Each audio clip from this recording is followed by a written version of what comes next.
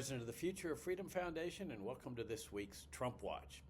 So I'm going to start out this issue of Trump Watch a little bit differently from the way I usually do. I'm going to start out with a quote because I think the quote has a lot of significance with respect to what's going on in Venezuela today, especially with respect to the actions of the U.S. government. Okay, this quote is by Hermann Goering. Yep, that Hermann Goering, one of the leaders of the Nazi regime. Now, people say, "Oh, you're not supposed to, quote things by Nazi Germany or whatever." And well, I think Nazi Germany, as longtime readers know, I think Nazi Germany can serve as a lesson for the American people, because that's sort of like the gold standard for tyranny and totalitarianism and oppression. And so when there's similarities taking place between two countries, that's like, red alert, examine this carefully if it's similar to what was happening over there. So this is what Goering said. Goering said, why, of course the people don't want war. This was at his Nuremberg War Crimes Tribunal. Why should some poor slob on a farm want to risk his life in a war when the best he can get out of it is to come back to his farm in one piece? Naturally, the common people don't want war, neither in Russia nor in England, nor for that matter in Germany. That is understood. But after all, it is the leaders of the country who determine the policy. And it is always a simple matter to drag the people along, whether it's a democracy or a fascist dictatorship or a parliament or a communist dictatorship. Voice or no voice, the people can always be brought to the bidding of the leaders. That is easy. All you have to do is tell them that they are being attacked and denounce the peacemakers for lack of patriotism and exposing the country to danger. It works the same in any country. So, 6 months ago, there was nobody calling for killing people, defenseless people, in boats in the Caribbean or in the Pacific near South America. Nobody was. And virtually nobody was calling for attacking Venezuela, invading Venezuela. All this has come about in the last 6 months. And it shows you the power of propaganda in every country. Propaganda issued by the government and the government's leaders is extremely powerful. And how it can get people all riled up to support what's going on. Today there's Christian people who go to church, people going to church on Christmas and everything, that are saying, of course it's okay to kill these people in these boats. There's no problem with killing those people, and notwithstanding the fact that these boats are defenseless. I mean, I was reading one account of all the excuses that the Trump administration is using to kill these people, and one of them said, well, the drugs are weapons. They're bringing in drugs to the United States, and that's a weapon. And that's when it hit me. I said, I don't think there's been any evidence that these people are armed. Now, when they started these killings, they said intelligence reveals that they're transporting drugs. They've never revealed what that evidence is, but it doesn't really matter whether they have evidence or not. These are just accusations of violating a U.S. statute, a criminal statute on drugs, that they're enforcing, hundreds of miles away from the United States. As I've said before, every country has the right to establish, or the authority to establish, its own drug policies. If Colombia or Venezuela wants to legalize drugs, if they want to let in drug dealers and they want drugs to be transported through the country, that's their prerogative. That they are a sovereign and independent country. But the U.S. is saying, well, no, because you don't have the authority to transport drugs out of that country onto the high seas, international waters, that might get to the United States or might not get to the United States. So they said, so we have the authority to kill them. Well, they don't have the authority to kill them, because under U.S. law, you can't kill people legally for just having been suspected of transporting drugs or violating the U.S. drug laws. And keep in mind, it's just an accusation. It's no different from like a grand jury indictment, which is not evidence of guilt at all. It's just an accusation. And under our system of government, an accusation is not evidence. But when it hit me that they were talking about these drugs being a weapon, I said, this is so ludicrous. But people are buying into this. And I said, well, wait a minute, I don't think there's any evidence they've been armed. So I put into ChatGPT, I said, is there any evidence that any of these people in these little boats that they've been killing were armed? And they said, well, no, there's been no evidence whatsoever. Now, ChatGPT may have made a mistake. Maybe one or two boats was armed, but I haven't seen any accounts of them being armed. And you would think they would say, our intelligence reveals that not only are they transporting drugs, but they're also well armed. They got AR-15s, Glock handguns or whatever. But I don't see any evidence of that. Now, that to me is significant because not only are they killing people illegitimately for being suspected of violating a drug law, these are defenseless people. They can't fire back. They don't have guns. This is one of the biggest military armadas in history. And so the point is, all they had to do is demand that their surrender in these little boats. Just approach them in a destroyer or an aircraft carrier. Have a big megaphone and say, you're under suspicion. We have intelligence that you have drugs on board. We're going to board your ship, which is what the Coast Guard does. And there's no doubt those people would have surrendered. I mean, when you're surrounded by destroyers and everything, what are you going to do? Especially if you don't have any guns. What are you going to do? Take the cocaine and throw it at the boat? Ridiculous. So here are these killings of these people. And there's people all across America that are saying, oh, yeah, this is great. When 6 months ago they weren't saying it was great. Nobody was talking about it. This is the power of propaganda to get people all riled up and everything to support this thing. This is what the national security state form of governmental structure has done. One of the effects is that it has stultified the development of conscience. And I've argued that a long time ago that Americans have stultified consciences instead of well-formed consciences when it comes to matters relating to the national security establishment. The Pentagon, the CIA, the NSA, they're considered like gods. And if they're in the Caribbean and they're killing these people, then it must be necessary because they're bringing drugs into America. So it's drugs and drugs and drugs. And of course, nobody stops to think about the fact that this drug war has been going on for decades. I mean, the notion, Trump says, oh, we've stopped the drugs coming through the Caribbean or through the sea or whatever. Who cares? They just move elsewhere. I noticed this when I was younger. I was a young lawyer on the border in Laredo, and Laredo is a major hub for importation of drugs. And they concentrated the DEA in Laredo.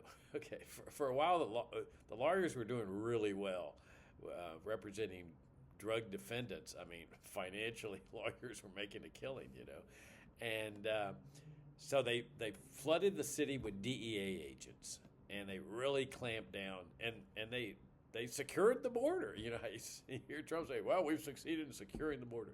Well, of course, all they did was the drug dealers just moved to Miami, and they started importing drugs there, much to the chagrin of the criminal defense lawyers in Laredo, whose business plummeted.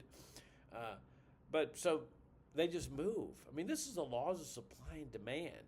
So the notion that you're going to kill these little boat people or stop the drugs from coming across the high seas, ridiculous.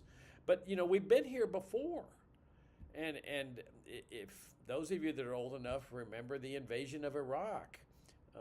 After 9/11, after 9/11, everything changed, because now they essentially could do anything they wanted before. I mean, the national security state, power of assassination, power of torture, indefinite detention, including Americans. It upended the entire way of life in the United States. To me, it was the greatest destroyer of our freedom ever when the U.S. government got converted to a national security state. And including the invasion of both Afghanistan and Iraq, But I remember Iraq, all the propaganda that was going on. It was just amazing because all they kept saying was WMDs, WMDs, WMDs. It's like the drugs here in the Caribbean, drugs, drugs, drugs, and so everybody gets all hyped up, and now everything's justifiable because of the drugs and the fentanyl, and people die from corrupted drugs, and let me digress for a minute and just point out that these corrupted drugs that Americans are dying of are a direct result of the drug war that they're waging. This is the real dark irony here. This is what a black market produces, is corrupted drugs, because you got unsavory sellers in a black illegal market. So they don't care about being sued or whatever. So they sell corrupted drugs and they kill them, and then everybody gets all hyped up. Oh, drug war, we got to clamp down on the drug war. Well, clamping down on the drug war to get rid of the corrupted drug deaths only makes it worse. You have more of a black market. And so in a legalized market, which is what we've long argued as libertarians, and here at FFF for 36 years, there's only one solution, and that's to legalize drugs. Then people get their drugs, addicts get their drugs, drug users get their drugs in a very reputable way, pharmacies or reputable dealers that are scared of getting sued and have all their assets taken. So they want to sell quality products. That's the virtues of a free market. Whether it's drugs or alcohol, which is very brings a lot of death, and tobacco brings a lot of death, but you don't see people dying of corrupted alcohol because it's a legal market. And so the deaths from these corrupted drugs are caused by the U.S. government, and then they use that as an excuse to do their thing in the Caribbean, much to the excitement and support of average Americans whose conscience is stultified. They're supporting the killings of people that at worst are just transporting drugs. They may not even be transporting them to the United States in international waters when they could just demand their surrender and bring them over to the United States. It's horrific. It's the sanctity of life. And let me continue the digression. I'll get back to Iraq in a minute. But a lot of these people are pro-life. And they say we're pro-life. Now, on the abortion issue, they're pro-life on the life of the unborn. But what's fascinating is that over here, they're pro-death, pro-killing for people that are just suspected of violating drug laws. But even if they were violating drug laws, how can you support their killing instead of they're just bringing them to justice, putting them on trial, sending them to a penitentiary or whatever? I mean, that is our system of government. It was our founding system of government. And the life of a born person is no less valuable than the life of an unborn person. And yet you can see this dichotomy under these ill-formed consciences where it's, good, I am so happy that Trump's killing those drug dealers. But wait a minute, I thought you were pro-life. Oh, Jake, I'm talking about that. Pro-life is on the abortion issue. We're not talking about the drug issue over here. Life is life, whether it's born or unborn.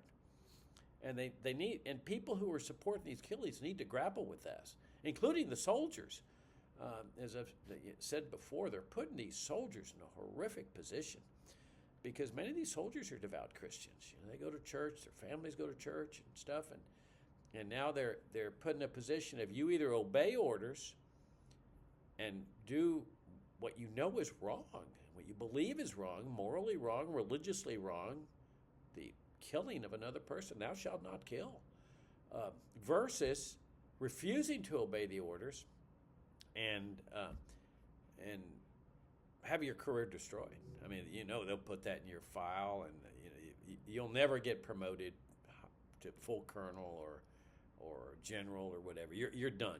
And everyone knows it. So, and then they got families. I mean, they wanted to make the military their career, and now they're put in this position of, what should I do? Should I obey my conscience? Should I pursue the laws of my God, or should I pursue these orders that, if I don't follow, will destroy my career? I mean, that to me is a very evil choice, and that's another factor here, is that we're dealing with an evil force. Now, I'm not talking about evil people. There's no sense going down that road and determining who's evil and who's not evil. not my concern at all. It's not any of my business. But when you've got an evil apparatus where good people are participating, that evil apparatus is going to win out. And it's actually worse because it's using good people to advance evil. And so that's why I've always said, don't concentrate on getting better people in public office or whatever. Concentrate on the systems of evil that have infected our government. And the national security state system is one of those. And so if we go back to Iraq, the national security state system was right there, front and center on that one, because their sanctions hadn't worked. They had imposed sanctions trying to get rid of Saddam Hussein, the totalitarian dictator of Iraq, former partner and ally of the U.S. government. The U.S. government had furnished him the WMDs that they later complained about so that he could use them against Iran, which was at that time an official enemy of the United States. Not always. In 1953, when the CIA ousted the democratically elected leader of Iran, Mohammad Mossadegh, who had been Time Magazine's Man of the Year, and thereby destroyed Iran's democratic system, and they installed the Shah of Iran, who was one of the most brutal dictators ever. I mean, he ranked up there with, Batista over in Cuba before Castro threw him out. And then the Iranian Revolution came because this guy was so tyrannical, supported by the U.S., trained by the CIA, his secret police force. So the Iranians take over, and then at that point, Iran becomes an official enemy of the United States, and they've never forgiven him, and so they're still trying to get regime change and put somebody back in like the Shah. So they were helping Saddam Hussein kill Iranians. Well, then Saddam Hussein is declared an official enemy, and so everybody's going to change their mindsets now. And so everybody started saying, Saddam Hussein. And they imposed sanctions, economic sanctions, just like they are in Venezuela, trying to starve the Iranian people or kill the Iranian people in such large numbers that their regime would have to abdicate and install a U.S.-supported puppet dictator there, like the Shah. Well, the sanctions didn't work. 11 years they killed, multitudes of Iranians. And one of the most dramatic statements ever made, very revealing, was when Madeleine Albright, who was U.S. ambassador to the United Nations, she's the official representative of the government to the United Nations. She was asked by 60 Minutes, are the deaths of 500,000 Iraqi children really worth it? And by it, she was referring to regime change, which is one of the central elements of this national security state form of governmental structure we have. And she said, well, it's a tough issue, but yeah, it's worth it. And imagine, sanctions killing children, multitudes of children, but it was considered worth it. But it didn't work because Saddam Hussein, he just said, well, you're the one killing the children. And the U.S. response was, no, you're killing the children by not leaving. If you would leave, we would lift the sanctions. Well, then 9/11 comes along, and so they said, now's our opportunity. And so not only do they declare war on terrorism, and they said, this is a act of war, which it wasn't. This is even though many libertarian think tank people, educational foundations were saying, this one's different. This is an act of war. No, it's not. Terrorism is a criminal offense just like drug offenses are. But by supporting that notion that terrorism is an act of war, well, then they said, well, we can invade Iraq now. We've got the war on terrorism. It's clear that there's terrorists in Iraq. And, then WMDs. You see, then we started hearing WMDs. It got so tiresome. I remember, this was even before the 9/11 attacks, one of our major supporters at FFF called me up, and he was a libertarian, but he was so exasperated. Jacob, we have to just go in and take this guy out. I said, why? What's going on? WMDs, and he had gotten so exasperated after the propaganda. It was just government propaganda, WMDs, and of course it's all a lie. But it got everybody all hyped up. The government has information that we don't have. It's national security. We have to trust the government. And that's the power of propaganda. This is what Goering was talking about. that if we don't go in now, the WMDs are going to be firing at us, and the mushroom clouds are going to start appearing over American cities, and everybody was scared and hyped. This is the power of propaganda. And now we see it with Venezuela. 6 months ago, nobody was hyped up about invading Venezuela or killing people in boats, little people. These are not the drug kingpins in these boats. But even if they were killing drug kingpins like they have for all my life, I mean, Pablo Escobar is the best example. You can go see Narcos on Netflix, fantastic series, followed up by Narcos Mexico. Highly recommend it. And you'll see that they have all this hype, and we got to get Escobar, drug cartel, drug leader, narco, whatever, terrorist, whatever. And they finally track him down and they kill him. He's just replaced by either one gang or new gangs. And so they keep going each year, new hype, and everybody gets all excited about the drug, El Chapo, this. It's been going on year after year after year. Certainly ever since I was a kid there on the border, I've seen this narco thing. So they're using the same thing, the propaganda, and they're waging war against the Venezuelan people. And you can read articles about how the Venezuelan people are suffering so much. They've already been suffering for years, not only under Nicolas Maduro's socialism. Okay, we know socialism causes misery. But it's a vice. The U.S. imposes these strict economic sanctions that squeeze the citizenry. It's a war against the citizenry, but it's a silent war. It's like the war in Iraq. It was killing all those children, where Madeleine Albright says, yeah, deaths of 500,000 children worth it. And nobody batted an eye over here in the United States, except some libertarians. We certainly were opposing this. The 3 high officials in the United Nations resigned in protest because their consciences would not permit them to support this type of thing.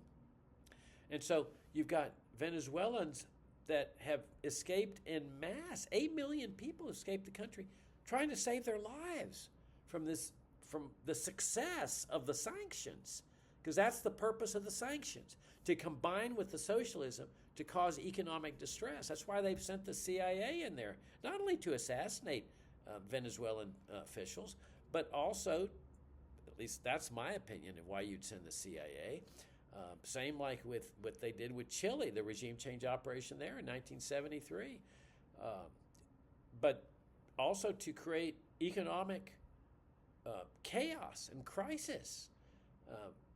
That's my opinion as to why they sent the CIA in there, primarily, if not to assassinate, because I don't think there's any evidence they've assassinated anybody yet, but they might be getting ready, but almost certainly to create economic chaos, because that was their assignment in Chile. Make the economy scream is what Richard Nixon's order to the CIA was all about. And so you've got Venezuelans that have fled, 8 million, and many came to the United States, and they were considered, with the government propaganda, these are invaders, these are gang members, they have tattoos on them. Oh my gosh, Jacob, they're coming to get me, they're coming to get me. And there's the propaganda. And that they're invading, and so anything went. I mean, deport them to El Salvador, put them in a penitentiary there where there's no due process of law, no trial by jury, nothing, just torture, indefinite detention for trying to save their lives from the success of the sanctions, and then deport them to Venezuela where they know there's going to be death. But the idea is that with massive deaths, people starving to death, people losing their lives through infections and everything, like they were in Iraq, that the military will oust Maduro and take over and become pro-U.S. But it's using the citizenry as a way to get the regime changed, the deaths among the citizenry, with the support of Christians here in the United States. How? Well, because the consciences are stultified. There's no way to justify killing people with sanctions. And then, Trump's over there now seizing these ships with petroleum that are leaving Venezuela, or even ships coming in to load up oil. Just seizing them. This is the high seas version of civil asset forfeiture. Where the U.S. government just stops cars traveling down the highway because they have Hispanics or blacks in them, and they search them, they find cash, and they seize the cash. And they say, well, if you don't like it, sue us. But they don't have any money to sue because they've seized all the money, and the lawyers will take whatever they can. So the government ends up with this huge cash deal of people that are never charged with a crime. And that's what the seizure of these ships are about. But everybody knows that with the sanctions and the socialism, the only thing that is sustaining the country is the income from the petroleum. Because Venezuela has huge petroleum fields and so forth. But what the Trump administration is doing is now seizing these ships and threatening to seize the ships to strangulate, is that the word, strangle, the economy there, to really throw it into a tailspin and cause massive death and suffering among the Venezuelan people. Again, using the citizenry as a way to achieve the regime change, what would be considered a cheap way, because it would avoid having to attack, invade, and all the mess that comes with an invasion. The idea is we're going to intimidate Maduro into leaving, and then we'll be hailed as heroes for bringing democracy and bringing the dissidents to power. And let's face it. I mean, Maduro is an illegitimately elected president. There's no question he stole that election.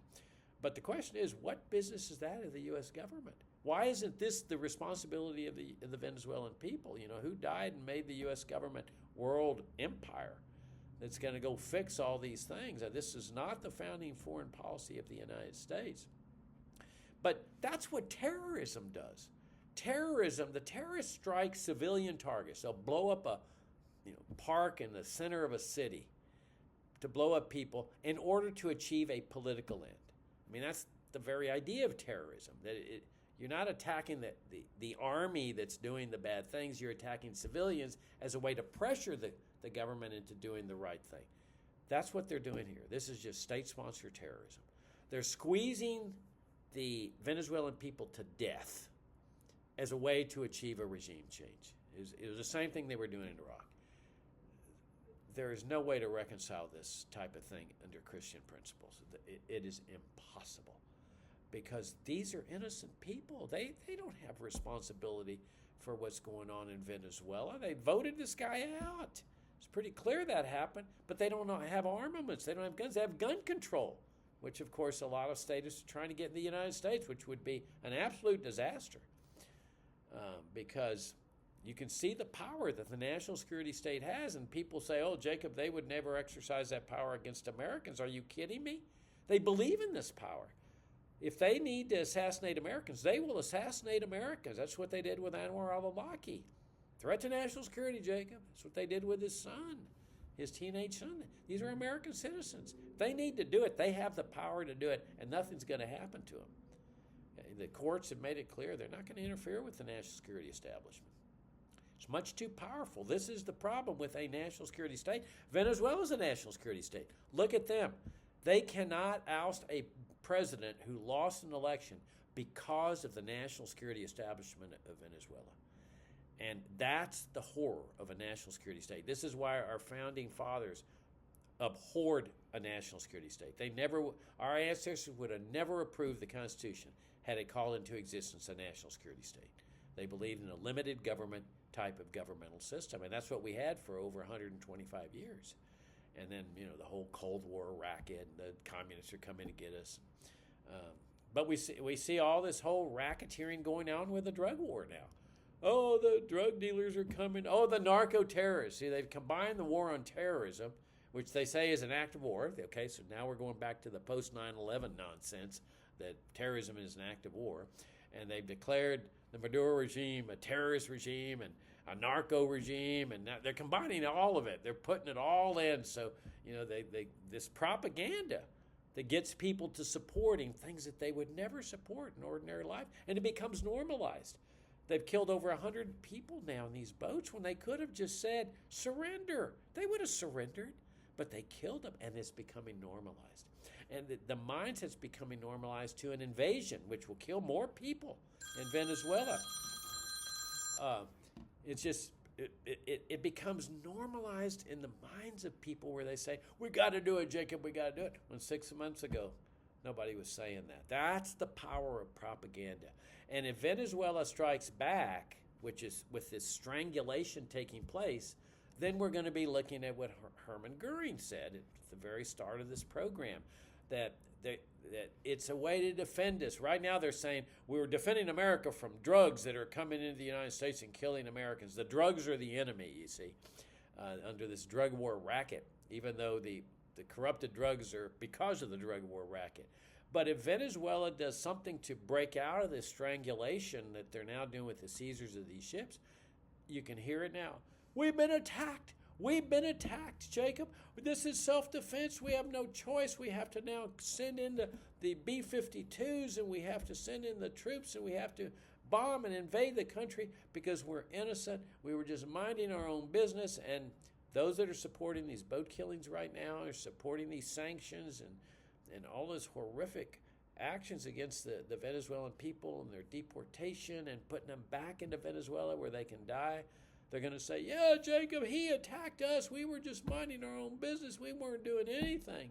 And so this is what Goering was saying. It's not difficult to get people in every country all hyped up to support a war, including a war of aggression. Remember, there was nothing going on 6 months ago in this part of the world. This shows you the power of propaganda, of how they can come and incite this gigantic crisis that brings death and suffering and destruction, and use all kind of inane excuses, narco-terrorism, to justify it and garner the support of people who would never, under ordinary circumstances, do this. So we just keep concentrating on exposing what they're doing, and hopefully more and more people will crack through the propaganda and realize that this is bad news on the part of our government. Remember what Martin Luther King said, that our government is the greatest purveyor of violence in the world. And that was in 1967, but nothing's changed, as we can see, with what's going on with Venezuela. That's Trump Watch. Thank you all very much for tuning in. Merry Christmas to you, and thank you so much for your great support of FFF. If you haven't yet made an end-of-year donation to us to help us get through 2026, I hope you'll do so. Thank you, and Merry Christmas to y'all.